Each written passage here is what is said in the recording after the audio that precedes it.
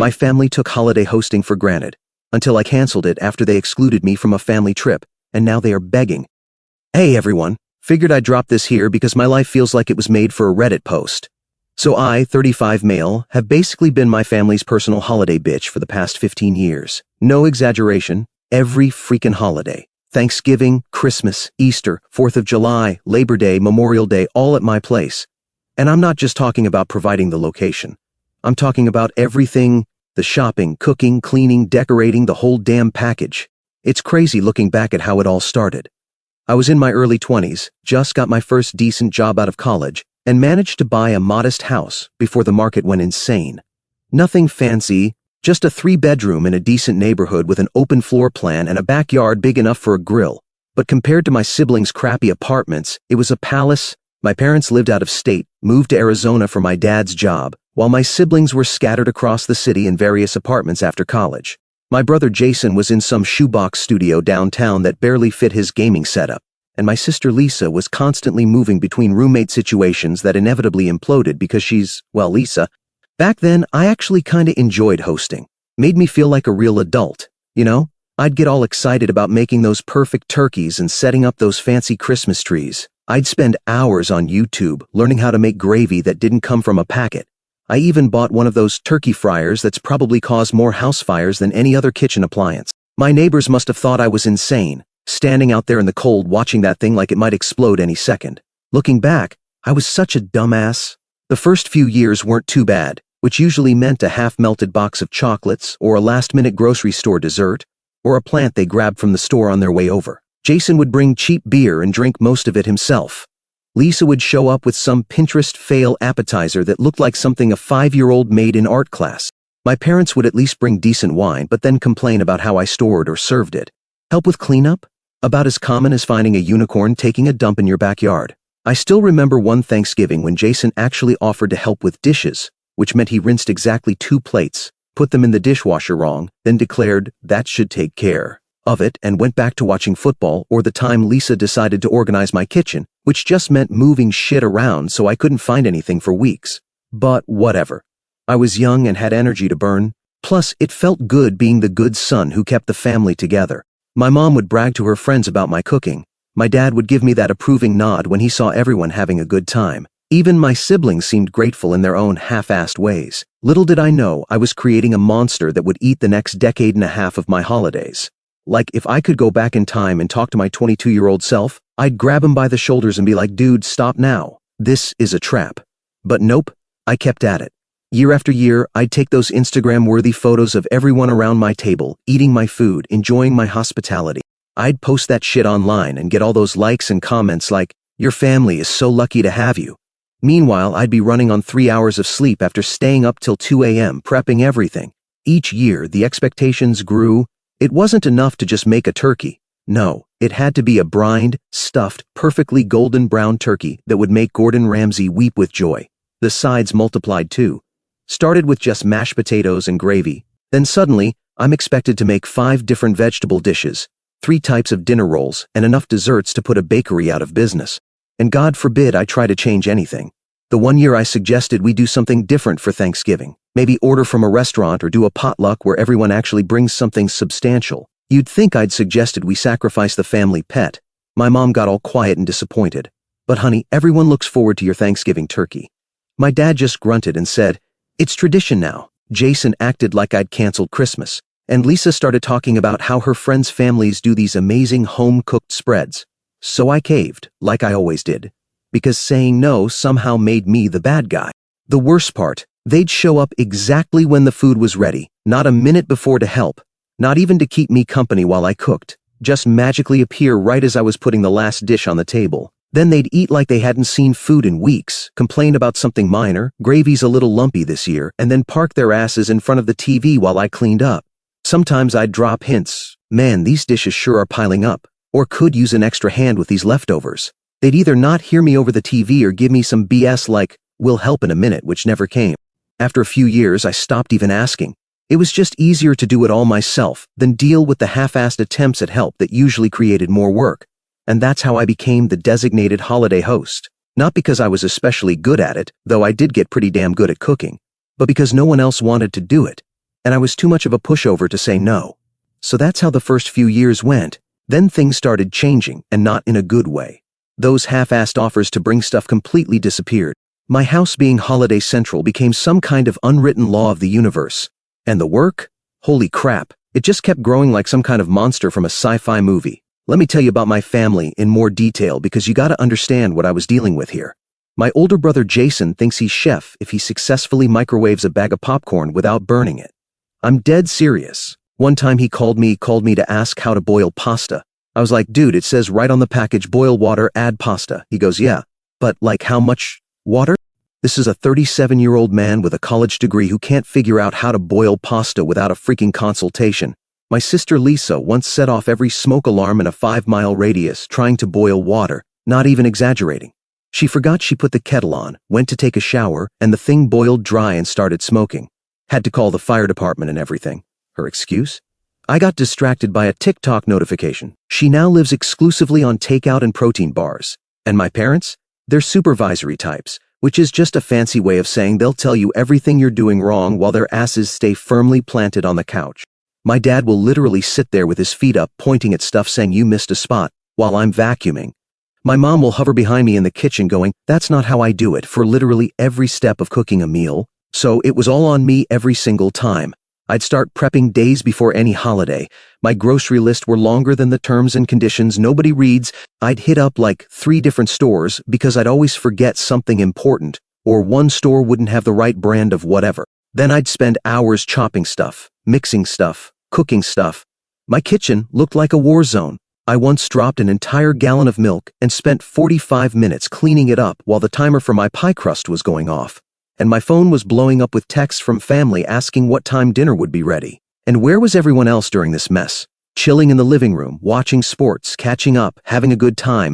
Sometimes someone would wander into my kitchen, grab some food I just prepared, and ask, need any help? But it was never a real offer. If I actually said, yeah, could you chop these onions? They disappear faster than my will to live. Jason would suddenly remember an urgent email he had to send. Lisa would get a super important call she had to take. Mom would somehow throw her back out at that exact moment. Dad would just grunt and say, that's not really my department. The excuses got more creative each year. One time, Jason claimed he had an onion allergy on Thanksgiving, after I'd watched him eat onion rings like 3 days before. Lisa once told me she couldn't help with dishes because she just got her nails done as if they'd melt off her fingers if they touched soapy water. My mom once said she couldn't help set the table because she was saving her energy for socializing. What does that even mean? I think the worst was when I had the flu one Thanksgiving, like legitimately sick with a 101-degree fever. Did they offer to take over, to maybe host at one of their places instead? Nope. My mom once suggested I just keep it simple this year, which apparently meant only making turkey, mashed potatoes, gravy, stuffing, green bean casserole, cranberry sauce, and pumpkin pie instead of the usual spread. How very considerate. I dragged myself out of bed at 6 a.m. with a fever to put the turkey in the oven. I cooked while taking Dayquil and chugging Gatorade. I had to step outside multiple times because the smells were making me nauseous. And you know what my family did when they arrived? Complained that I didn't make the sweet potato casserole with the marshmallows on top that Lisa loves. I wanted to flip the entire table. Over time, my resentment grew like a snowball rolling downhill. Every holiday, I'd promise myself, this is the last time. But then my mom would call a few months later with, so we're all counting on Thanksgiving at your place again this year? And I'd cave like a house of cards in a hurricane. The worst part was watching other families on social media. Friends posting pictures of their holiday gatherings where everyone brought dishes and helped clean up. Co-workers talking about how they rotate hosting duties among siblings each year. People with actual functional families who understood that holidays should be enjoyable for everyone, not just the guests. I tried dropping hints. I tried being direct. Nothing worked. One year, I made a detailed spreadsheet assigning specific tasks to each family member for Thanksgiving. I sent it out 2 weeks in advance. I thought I was being smart. On the day of, exactly 0 of those tasks were done. When I brought it up, Jason claimed he never saw the email despite responding to it. Lisa said she assumed someone else would handle her tasks, and my parents acted like the whole thing was a silly suggestion, rather than an actual request for help. Another time, I tried to be super explicit. I called my mom and said, Mom, I really need everyone to help this year. I can't do it all myself anymore. She said, of course, honey. We'll all pitch in. Then she showed up with my dad an hour late because they got caught up watching a movie on TV. The most help I got was Jason carrying the turkey from the kitchen to the dining room table, which he acted like deserved a Medal of Honor. After about a decade of this, I started noticing a new pattern. The comments and criticisms were getting worse. It wasn't just the gravy's a little lumpy anymore. Now it was, remember that Thanksgiving at Aunt Carol's when she made that amazing cranberry relish? This is good too though. Or my coworker's wife makes her stuffing with chestnuts, and it's to die for. Maybe you should try that next time. But what really pissed me off, they started inviting people without telling me. One Christmas, my brother brought his new girlfriend and her parents, just showed up with them. No warning, I had to scramble to find extra chairs, plates, utensils. I ran out of ham, so I had to eat leftover pizza from the night before, while everyone else enjoyed the meal I'd spent 2 days preparing. Lisa once invited her entire book club to Easter brunch. 6 extra people. She texted me the night before. When I called her freaking out, she said, "It's fine, they'll just have whatever's available." As if I could magically multiply my carefully planned meal for our family of 6 to suddenly accommodate 12 people. By year 15, I was done. So completely done. I was spending thousands of dollars a year on these holiday meals. I was using all my vacation days to prep and recover. I was stressing myself to the point of getting sick. And for what? To be taken for granted? To be criticized? To watch my family stuff their faces and then leave me with the mess? But they already took it as a habit. They know that when any holiday arrives, the host will be in my house, so it became a tradition, and breaking it abruptly would cause chaos. So there I was, mid-October last year, already making my lists for Thanksgiving like the holiday doormat I'd become. I was at Costco loading up my cart with shit that wouldn't even go bad before the holiday. Paper towels, those disposable aluminum roasting pans, and some decent whiskey to help me cope with the impending family invasion. I was in the baking aisle trying to remember if I still had enough vanilla extract at home when I literally bumped carts with my cousin Megan. We don't talk much, but she's cool. She's my aunt's kid, lives across town, has a normal job at some marketing firm. We're Facebook friends, but that's about it. We did the whole, "Hey, how's it going" thing. Normal small talk. Then she drops this on me. "So I heard everyone's going to Florida for Uncle Frank's birthday the weekend before Thanksgiving. That must be tough timing for you with all the prep you'll need to do for hosting when they get back. Will you have enough time?" I just stood there like an idiot, frozen in the middle of Costco, holding a 32-ounce bottle of vanilla, which is way too much vanilla, but the price per ounce was good.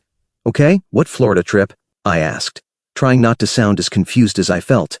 Megan got this look on her face like she just realized she stepped in dog crap. Her eyes got wide and she started doing that nervous laugh thing people do when they know they've said something they shouldn't have. "Oh shit. You didn't know? Everyone's going to Orlando for Uncle Frank's 60th birthday. A whole weekend thing at that resort with the golf courses. Your parents, Jason, Lisa, everyone. I figured they'd told you. Uncle Frank is my dad's brother. He's actually pretty cool. Retired military, tells great stories, always slips me an extra $50 at Christmas." But I hadn't heard a damn thing about any birthday trip to Florida. "Nope," I said, trying to keep my voice casual. "First, I'm hearing about it. When is this happening?"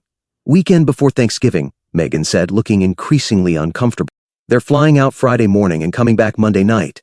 Frank rented some big house near the resort. I think Lisa posted about it in the family group chat." Yes, the family group chat that I was mysteriously removed from about 6 months ago, after I called out Jason for never paying me back for the Christmas present we supposedly went in on together for our parents. They claimed it was a technical glitch, but somehow never got around to adding me back. My brain was buffering hard. My entire family was planning a weekend vacation to Florida literally days before Thanksgiving, and nobody had bothered to mention it to me. Not a word, but the best part, from what Megan was saying, they were still 100% expecting me to host Thanksgiving when they got back. They just didn't think it was worth mentioning to me. I thanked Megan for the info, made some joke about classic family communication to ease the tension, and finished my shopping on autopilot. My mind was racing faster than a squirrel on espresso. The more I thought about it, the more pissed off I got. They were taking a family vacation without even inviting me, then coming back expecting me to slave away for days preparing their holiday meal like nothing happened. And they were keeping it a secret. It wasn't like they'd invited me and I couldn't go. They straight up excluded me. I drove home with the radio off just thinking. This wasn't a new thing. This was just the most obvious, egregious example of how little they considered me.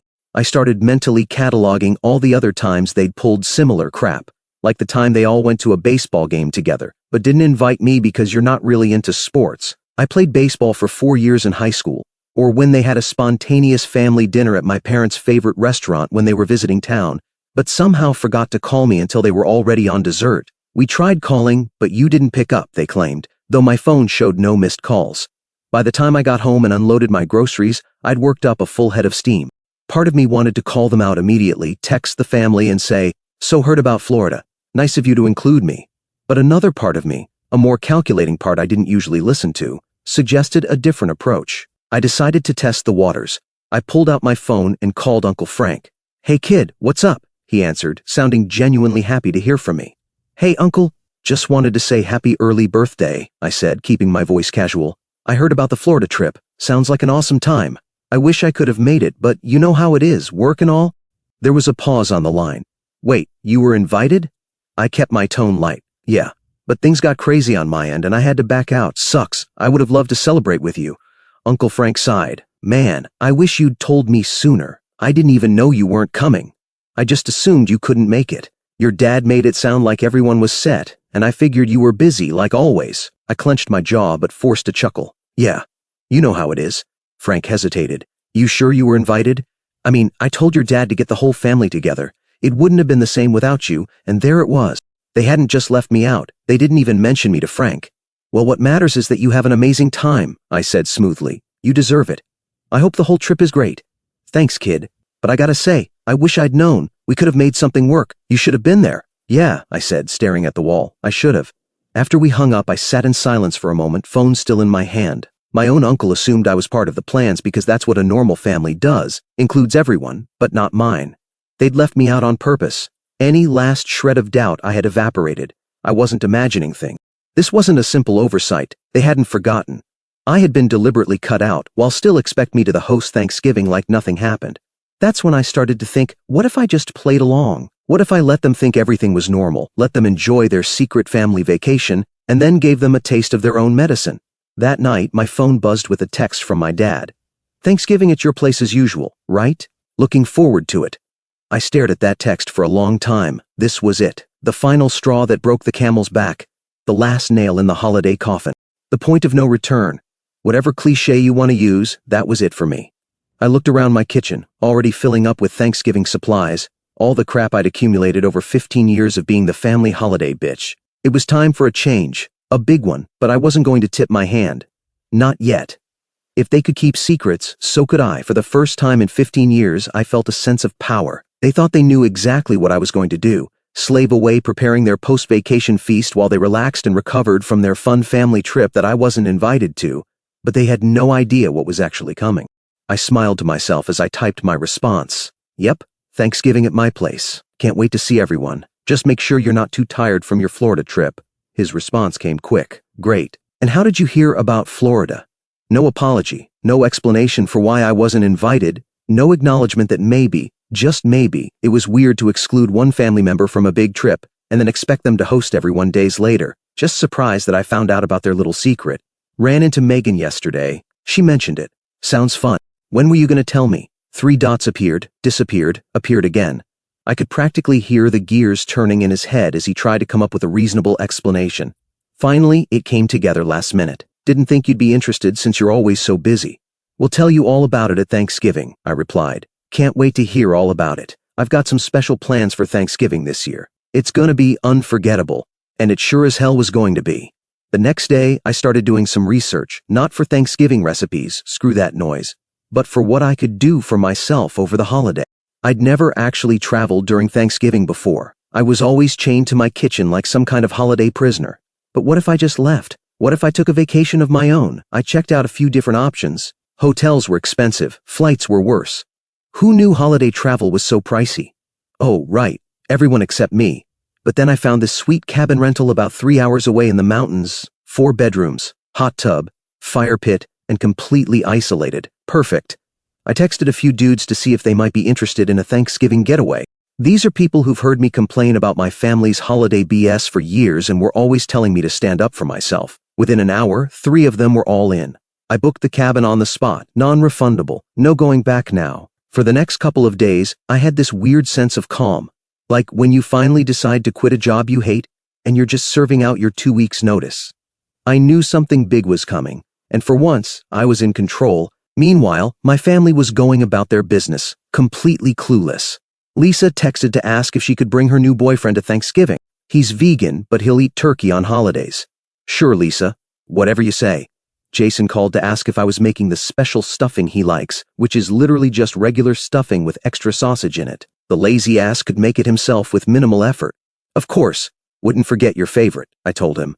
Mom emailed a list of her dietary restrictions that seemed to change every holiday. This year, she was avoiding dairy, gluten, and nightshades. But apparently sweet potato casserole with marshmallows was still fine because it's traditional. Sure, that makes sense. Every message, every call, I just kept up the act. Yes, I'm making that, no problem. Can't wait to see you all. It was almost fun in a twisted way, like I was in on a joke that no one else knew about. The week before their Florida trip, my mom called to check in about Thanksgiving. So, honey, we'll be back late Monday night from Orlando. Frank is really looking forward to having everyone there for his birthday. Everyone except me, I said, keeping my tone light. There was a slight pause. Well, you know how it is. It was hard to coordinate everyone's schedules, and you had to plan and prepare for Thanksgiving like every year. Fun fact, I have the most flexible schedule in the family. I literally work from home 3 days a week. Sure, I understand I lied. How many people are going? Oh, just the immediate family. Me, your dad, Jason, and his girlfriend Lisa. So, like, the entire immediate family, except me. Another pause. Well, and Frank's kids and their families, of course. It's not a big thing, really. Not a big thing, just a weekend trip to Florida that I wasn't invited to. Got it. Sounds fun, I said. I'm sure Uncle Frank will love it. He will. Now about Thanksgiving. Dad is hoping you'll make your famous deep-fried turkey again. The one you did 2 years ago? Everyone raved about it. I remember that turkey. I nearly gave myself third-degree burns making it. The oil splashed and almost caught fire. Jason had watched from the deck, beer in hand, offering helpful commentary like, "Careful, that looks hot." "We'll see," I said. "I might try something different this year." Oh, she sounded disappointed. Well, I'm sure whatever you decide will be fine. Just don't forget that cranberry relish I like. The one with the orange zest, not the canned stuff. Right. Heaven forbid I serve canned cranberry sauce like some kind of animal. Don't worry, Mom. This Thanksgiving will be one to remember. At least I wasn't lying about that part. After we hung up, I stood in my kitchen looking at all the Thanksgiving paraphernalia I'd accumulated over the years. The turkey-shaped salt and pepper shakers, the fall-themed table runner, the special oversized platter just for the turkey. So much crap that I only used once a year for people who couldn't even be bothered to invite me on their family vacation. I started laughing, not like normal laughter, more like the kind of laughter that makes neighbors call the police. It was just so absurd. All these years, all this effort, and for what? For a family that saw me as the holiday help? The Florida trip was that weekend. I watched their social media posts start popping up. Dad and Uncle Frank on the golf course, Mom by the pool, Lisa taking selfies with Mickey Mouse ears on, Jason doing shots at some bar with his girlfriend, all of them posting about what an amazing family weekend they were having. Not one of them messaged me privately. It was like I didn't exist until they needed me to cook them dinner. They got back Tuesday night before Thanksgiving. My mom called as soon as they landed. We had the most wonderful time in Florida. The weather was perfect, and your father really enjoyed catching up with Frank. They played golf every day. Lisa got a bit too much sun, and Jason's girlfriend got food poisoning from some seafood place, but otherwise, it was just lovely. Sounds great, I said, laying on my couch and mindlessly flipping through Netflix. How was the resort? She kept talking about the trip, then I waited. I waited for her to say something, anything about why I wasn't invited. Nothing. Instead, she smoothly transitioned to Thanksgiving plans. Now for Thursday, what time should we all come over? The usual 3 p.m.? That gives us time to watch the parade and still have the afternoon for football. How about 3 p.m., I said calmly. That'll give me time to get everything ready. After hanging up, I sent a quick text to my friends confirming our cabin plans. We were all set to leave Thursday morning. I'd already put in for Friday off work, so I had a nice 4-day weekend ahead of me. 4 days of no family drama, no cooking for ungrateful relatives, and no pretending everything was fine. Wednesday night, I packed my car with everything I needed for the cabin trip. I cleaned my house, force of habit, took out the garbage, didn't want to come home to that smell, and set my thermostat to vacation mode. I didn't leave a note. I didn't prepare any food. I didn't set the table. For once, I did absolutely nothing for them. That night I had trouble sleeping, not because I felt guilty, but because I was excited. I was breaking free from the expectation that I would sacrifice my own happiness for people who couldn't even be bothered to include me in family events. As I finally drifted off to sleep, I imagined the looks on their faces when they realized what I'd done. The confusion, the panic, the dawning realization that they'd finally pushed me too far. It was going to be glorious. Thanksgiving morning arrived. I took a quick shower, got dressed in my comfiest clothes for the drive, and did one final check of the house. No dishes in the sink. Thermostat turned down, all lights off except the porch light, which I left on as a nice touch so they could clearly see the empty house they were locked out of. By 7:30, I was on the road. I stopped at this little diner about 20 minutes from my house for breakfast. The place was practically empty. Everyone was at home starting their Thanksgiving cooking marathon. I ordered the biggest breakfast they had. The waitress asked if I was traveling for the holiday, and I said, yeah, going to meet some friends. She seemed surprised, probably because people don't usually leave their families on Thanksgiving, but whatever. For once I was doing what I wanted. I hit the highway with a full stomach and a killer playlist. About an hour into the drive, my friends started texting to coordinate. Everyone was in high spirits, making jokes about how much better this would be than our usual family dramas. I was getting excited texts about the hot tub, the hiking trails nearby, and the massive TV perfect for watching football. Not one message asking me to cook a damn thing. This was already the best Thanksgiving ever. Around noon, I pulled up to the cabin. It was even better than the pictures. Dude, this is amazing, I said, feeling a weight lifting off my shoulders with every minute I spent away from my usual Thanksgiving hell. Right? And the best part is no one's asking you to cook a 20-pound turkey, Dave said, knowing my family's situation all too well. At exactly 3 p.m. when my family would be arriving at my empty house, I turned my phone off. I didn't want to see the barrage of confused and angry messages just yet. I was imagining them scramble like a group of Sims when you remove the doors from a room. We spent the afternoon watching football, soaking in the hot tub, playing cards, and just relaxing. No family drama, just good friends enjoying each other's company. Around 8 p.m., slightly buzzed and extremely content, I decided to check my phone. I turned it on and waited as the notifications flooded in. 27 missed calls, 43 text messages, 6 voicemails. I felt a mix of satisfaction and anxiety as I scrolled through them. The timeline of messages told a beautiful story of confusion, turning to anger. When I got home Sunday night, the shit had officially hit the fan. My voicemail was full of messages that evolved from confusion to anger to full-on rage. The first few were from my mom around 3:15 p.m. on Thanksgiving. Honey, we're outside. Are you home? The cars are here, but no one's answering the door. Then my dad at 3:30. Son, where are you? Everyone's waiting. Call us back. Lisa at 345, already sounding annoyed. Seriously, where the hell are you? We've been standing outside for like half an hour. My boyfriend's getting hangry. By 4, the tone had shifted dramatically. Jason, dude, what the actual fuck? Everyone's pissed and mom's freaking out. If this is some kind of joke, it's not funny. Mom, again at 4:30, now panicked. We're getting worried. Please call us back immediately. If we don't hear from you in an hour, we're calling the police. And finally, my dad at 5:15, absolutely livid. I don't know what kind of stunt you're pulling, but this is completely unacceptable. Your mother is in tears. Call us now. I skimmed through the text messages, which told a similar story of increasing panic and rage. Apparently, they'd gone to a nearby restaurant for dinner, but it was packed because, duh, it was Thanksgiving, and they had to wait 2 hours for a table. Lisa's boyfriend's family had invited them over, but it was too late to accept. They ended up ordering Chinese food and eating it at my parents' small apartment. The final message was from my mom, sent Sunday morning. Your behavior is completely unacceptable. We all had to scramble to find somewhere to eat. Your father says you're not welcome at Christmas or any other family gathering until you apologize to everyone. Call me when you're ready to make amends. Make amends? Oh, of course. Let me get right on that. Let me grovel at the feet of my family for daring to not be their unpaid holiday butler. How selfish of me to want a basic level of respect. I shot a message into the family group chat, which, surprise, surprise, I'd magically added back to because now they needed to yell at me. Wow.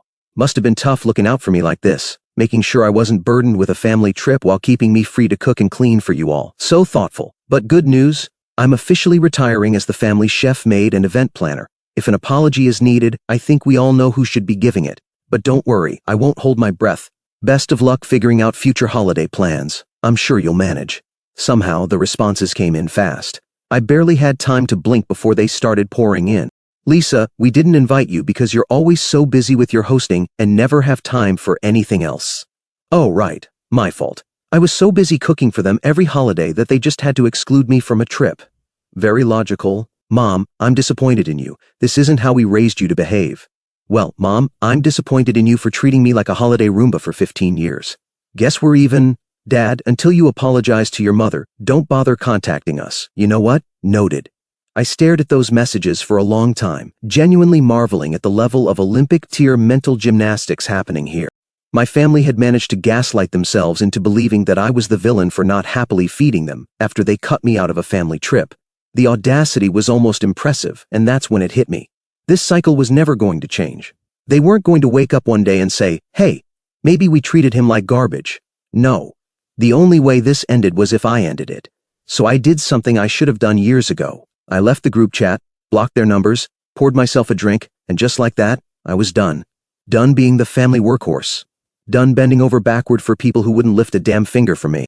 It's been 6 months now. Christmas, no stress. Easter, no forced smiles while scrubbing dishes alone.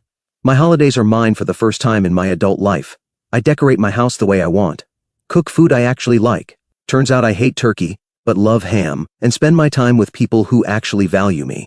My friends have become my real family. We rotate hosting small fun gatherings where everyone contributes, like actual functioning human beings. Turns out, holidays are supposed to be enjoyable, not unpaid labor camps.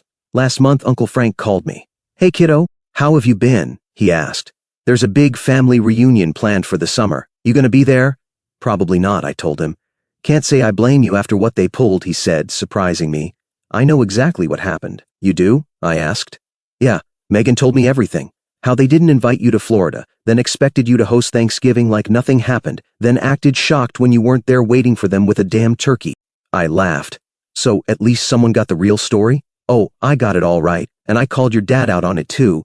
Told him he was being a selfish ass. The whole "we didn't think you'd be interested" excuse was total bullshit. You don't exclude one kid from a family trip then expect them to be your personal chef days later? Well, that's refreshing to hear, I said, because they're still acting like I'm the unreasonable one. Your dad's always been stubborn. Gets it from my side, unfortunately. But I'm with you on this one, kid. What they did was wrong, plain and simple. It felt good knowing at least one family member understood.